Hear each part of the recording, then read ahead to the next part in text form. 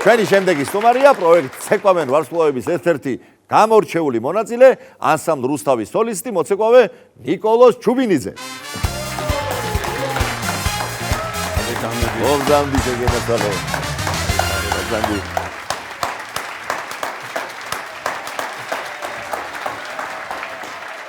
ნიკოლოზ, მადლობა მოგზავნებისთვის, შეგენაცვალე.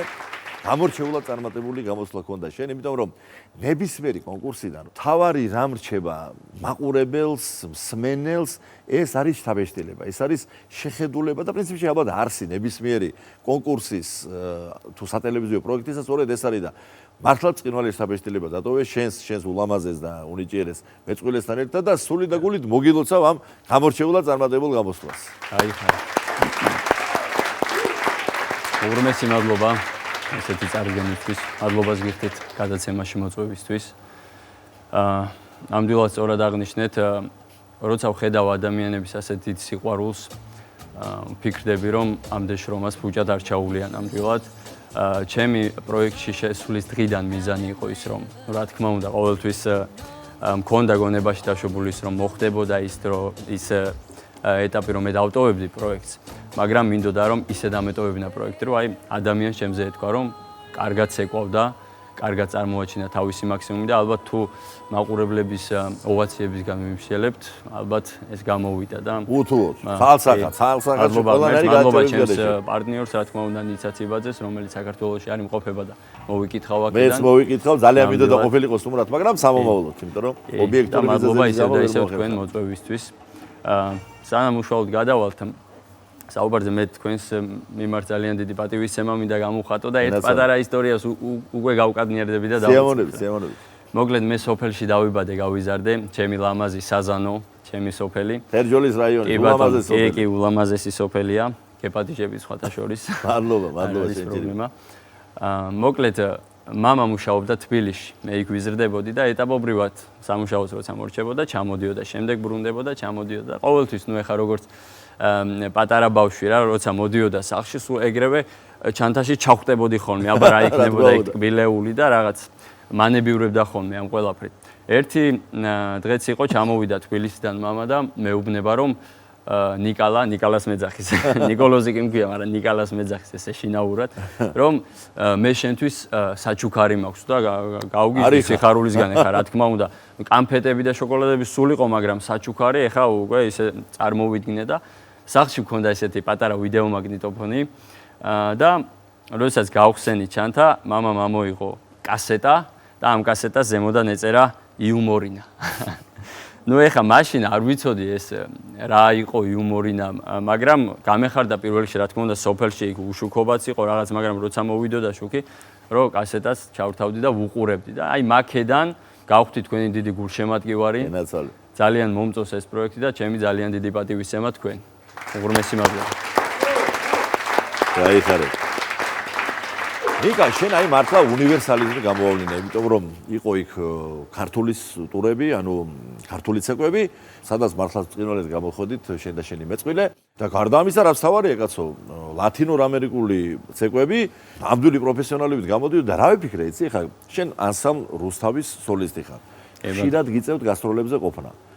შესაბამისად, შენ რომ მოხვდები მაგალითად ბრაზილიაში არა მარტო ჩვენი ცეკვებით, ხო? მათივე ცეკვებითაც შეძლებ რომ გააკვირვო. კი, რა თქმა უნდა. უკან არ დავიხებ. ხო და მითხარი ეს იგი რამდენად გაგამდიდრა ამ ყველაფერმა შენ როგორც შემსრულებელი და როგორც მოცეკვავი. ძალიან რა თქმა უნდა. ამ პროექტს ძალიან დიდი მადლობა, იმიტომ რომ შემოქმედებითი თვალსაზრისით ძალიან გავიზარდე. ეს იყო ჩემთვის სრულიად სხვა რაღაც. და რა თქმა უნდა სურვილი იყო ჩემი რომ მაინტერესებდა ყოველთვის ჩემ თავთან ჭიდილში ვარ მაინტერესებს იმ სირთულეს როგორ გადავლახავ და რა თქმა უნდა დამეთანხმებით რომ ყველა სირთულეს გადავლახავ თუ არ გადავლახავ უკვე შეჭიდება ნიშნავს იმას რომ შენ კარიერული თვალსაზრისით რაღაც დონეზე ნელ-ნელა იზრდები და მე ვთვლი რომ ეს ამ პროექტმა ეს მომცა და ძალიან დიდი მადლობა ნოე სულაბერიძეს ვიტყვი იმიტომ რომ მომცა შანსი რა რომ ამ პროექტში ყოფილიყავ აი ეს პროექტი ჩემს ცხოვრებაში ტრამპლინად იქცა რა ჩემს ცხოვრებაში ეს პროექტი და მადლობა ყველას ამ ყველაფრისთვის. მოდი რადგან რამდენჯერმე ვახსენეთ უკვე ცეკვავენ ვარსკვლავები, ვაჩვენოთ ჩვენი შოუს მაყურებელს ერთი ფრაგმენტი, სადაც შენ მეწყვილესთან ნიცა ციბაძესთან ერთად რაჭულ ცეკვას ასრულებ.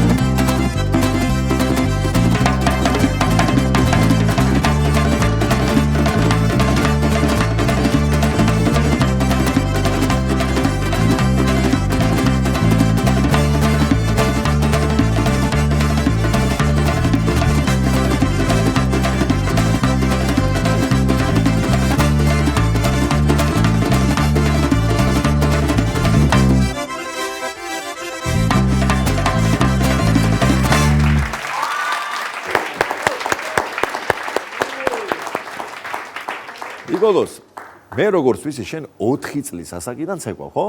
დიახ, ნამდვილად. ესე იგი, შენ ფაქტობრივად ის ასაკი არ ქონია, როდესაც უფროსები ტაჟს დაუკრავენ და ბავშვები ხელს რო გაშლიან, ხო იცი? ესე იგი, ტაჟს რო დაუკრავდნენ, შენ პირდაპირ პროფესიულად იწყებდი ცეკვას, ხო? კი ბატონო, კი. ესე იგი, ეს ეტაპი გავლილი გაქვს და ძალიან სასიხარულოა, რომ შენ არა მხოლოდ ცეკვავ და ძალიან მნიშვნელოვან საქმეს აკეთებ, იმიტომ რომ მართლაც აი სახელმწიფო აკადემიური ანსამბლის სოლისტი ბრძანდები, პარალელურად შენ ასწრებ იმას, რომ პედაგოგიური საქმიანობა გქონდეს ისე აქტიურად გაშლილი ქალაქ გორში. მოდი ეს ამბავი მოუყევი ჩვენი შოუს მაყურებელს, ვიტყოდეთ ეს ბევრი სახალისო თემა გაქვს ვიცი, ამასთან დაკავშირებით. კი, პარალელურად როგორც აღნიშნეთ, ბავშვებს ვაზიარებ ამ დიდ ხელოვნებას, ქართულ ცეკვას, ქალაქ გორში მოვიკითხავ ჩემს ანსამბლ იმედს. სანამ ქალაქ გორში პირველად მოხვდებოდი, მარტო აი ეს მაგისტრალიდან რო ვხედავდი გორის ციხეს და ეგ იყო ჩემთვის გორი. ანუ შეხება არც მქონია ხალხთან არანაირად. და პირველად როდესაც მოვხვდი ქალაქში, მე იმერელი ვარ, ყველა კუთხეს თავის კილოკავი აქვს და დამახასიათებელი საუბარი, მაგრამ ის იყო რაღაც სიტყვები, რაც გორში ცოტა ისე მომხვდა რა, უცხო იყო ჩემთვის. გავიხსენებ რამდენიმე ისტორიას, სამ ვიტყვი, მე მინდა აღვნიშნო, რომ პროექტის მანძილზე, ისევე როგორც ჩემი მშობლიური საზანო თერჯოლა ზესტაფონი მიჭერდა მხარს, სუსტად იგივენაირად იყო ქალაქი გორი ჩართული და აქედან მოვიფერები ყველა გორელს და გორში მაცხოვრებელ ყველა ადამიანს უღრმესი მადლობა. პირველი რეპეტიციაა ჩემი ქალაქ გორში. მე ცოტა რეპეტიციის მკაცრად წაყვანა მიყვარს რა. და ეს 20 ბიჭი დგას, 20 პატარა გორელი, 5-6 წლისები, პირველი კურსი. და პირველივე ჯერზე არ ვიცი რატომ, მაგრამ ცოტა რთული ილეთი აუხსენი რა, საბოლოოდ ეგრე დავასკვენ, რომ მათთვის რთული გამოვიდა. და მიდის სამუშაო პროცესი, მოკლედ ესენი წვალობენ, რასაც ქვია, აი ფეხის ფრჩხილიდან თმის ღელამდე ოფლში არიან, აი რო იტყვიან. აი წვალობენ და თან გასაკვირი ის იყო, რომ წრეზე დადიან, მაგრამ აი ხაზი ეს 20 ბიჭს ხაზი ისე უჭირავს, რომ აი საერთოდ ერთი არ არის გამოწეული რა აქედან, მაგრამ ცალკე გამაკვირვა კიდე. და ესე გამწდნენ, წრეზე დადიან მე შუაში რა თქმა უნდა აქედან мотиваცია, აბა ბიჭებო ბოლომდე იბრძოლეთ რაღაც და ვატყობ რომ უკვე ნელ-ნელა მოთმინების ფიალა ამ გორელებს ევსებათ რა. რაღაცას ველოდები, მაგრამ მაინც წვალობენ. და გამწდნენ ხაზია გაჭიმული ესე, აი უკნინა რო შეხედავ ერთი კაცი ჩანს. და ერთ-ერთი გორელი ვაშკაცი 5-6 წლის ბიჭი აი ესე გადმოიწია და ზუსტად ამ სახით, ამ ჟესტიკულაციით და ინტონაციით მეუნება. ებე. და მოკლედ, მაშინ ეს ებე ჩემთვის რა იყო? არ ვიცოდი, მაგრამ უკვე რო გავშინაურდი, მივხვდი, ანუ ყველაფერი მითხრა მაგ ებეში. რა გინდა შეოჯახაშენებულო თავი დაგვანებე, რას ვტანჯავ. წადი შეგვეშვი. ამი მოკლედ. ჩაგიტია ერთ სიტყვაში, ერთ ებეში ჩაატია ყველაფერი. ერთი კიდე შემილია გავუჩნო, აი, როცა ჩემი მშობელი დედა მივიდოდა სკოლის მასწავლებელთან თუ ცეკვის მასწავლებელთან, ეუბნებოდა, რომ რა შვება ჩემი შვილი მოგყვებათ, ეს ყველამ ვიცით, ხო მოგყვებათ, არ მაცობს თუ არა. ვარ ჩამორჩება. ხო, არ ჩამორჩება. მე მქონია ესეთი შემთხვევა, რომ მშობელი მოსულა და მეუბნება, ნიკა მასწავლებელო, რა შვება ჩემი შვილი, მოგდევთ. მეთქი საგევიკეცი, რომ გამომეგიდოს შეოჯახაშენებ. დიდი სიყვარული თორემ. მოდი ჩემს იმერეთსაც გადავწვდები. კი ბატონო. მარჯანიშვილის თეატრში ბავშვების კონცერტი გქონდა. -1 სართულზე ვიყავით დაბლა. და პატარა ადგილი გამოგვიყვეს, რომ აქ თქვენ დაბინავდით ანსამბლი იმედი, ჩვენც რა თქმა უნდა იქ დავბინავდით, ბავშვებს ჩავაცვი ყველაფერი და ველოდებით ჩვენს რიგს, ჩვენს დროს როდის გავალთ კონცერტზე. ბავშვები თავის უწარიან, მე აქეთ გამოვედი გვერდზე, მობილურში რაღაცებს ვნახულობდი და ამ დროს ზემოდან კიბეზე ჩამოდის 5 მანდილოსანი. და იგრევე მიიქცია ამ მანდილოსნების საუბარმა ჩემი ყურადღება და რატომ ახლა ეს საუბრობენ ესე რომ დედა გოგო სად არის ეს? აი ეს დედა გოგო სად არის ეს მივხვდი რომ ეს იმერლებიან სისხლის აბა რა ეგრევე. მეორე ეუბნება გოგო ხო გითხარი აქ ტყილა ჩამომიყვანე, არ უნდა ჩამოსულიყავით. მოკლედ ასეთი საუბარია და მივხვდი რომ რაღაცას ეძებენ რა. მივედი დახმარება მინდოდა რა თქმა უნდა გამეწია და ქალბატონო მეთქი ვატყობ რომ რაღაცას ეძებთ და ხომ არ შემილია დაგეხმარო. და ერთმა დამორცხებით მითხრა რომ ბოდიში მაგრამ საპირფარეშოს ვეძებთ. მეთქი აქ არა ტყუილად ეძებს საპირფარეშოს ემოთ არის მეთქი და ესე მიყურებს და მეუბნება. მეიცა კაცო, სუზევით. დღემდე ვერ მივხვდი სუზევით სადეძებდა ის სახურავზე ხო არ იქნებოდა. სუზევი. მოკლედ. ესეთი ესე იგი, ჩემო ნიკოლოზ, ის ქალბატონი რაც გულისხმობდა არ ვიცი, მაგრამ აი სულ ზევით და მაღლა კი მინდა რომ გისურვო შენი პროფესიით, შენი აი მოწოდებით რომ იარო, იმიტომ რომ მართლა ისეთი გულწრფელი და ნაღდი ვაჟკაცი ქართველი კაცი ხარ. შენ სიტყვაპასუხში, ურთიერთობაში და ხო იცი, საზოგადოებას, პუბლიკას, ხალხს არასოდეს ეშლება რომ ზუსტად ამოიცნობს ხოლმე და აი ეს თითბო და სიყვარული მინდა რომ სული და გულით გისურვო რომ გაათმაგებული იყოს და გააცმაგებული იყოს მთელი შენი შემოქმედებითი ცხოვრების მანძილზე.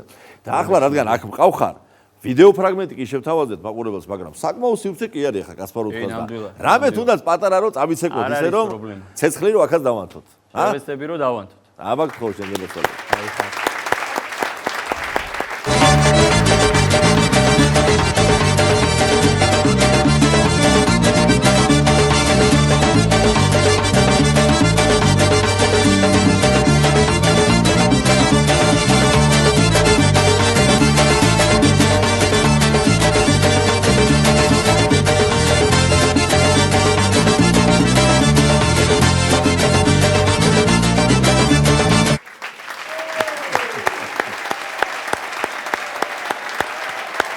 დიდი მადლობა ჩვენს სტუმარს ნიკოლოზ ჩუბინიძეს, წარმატებები მინდა უსურვო მას.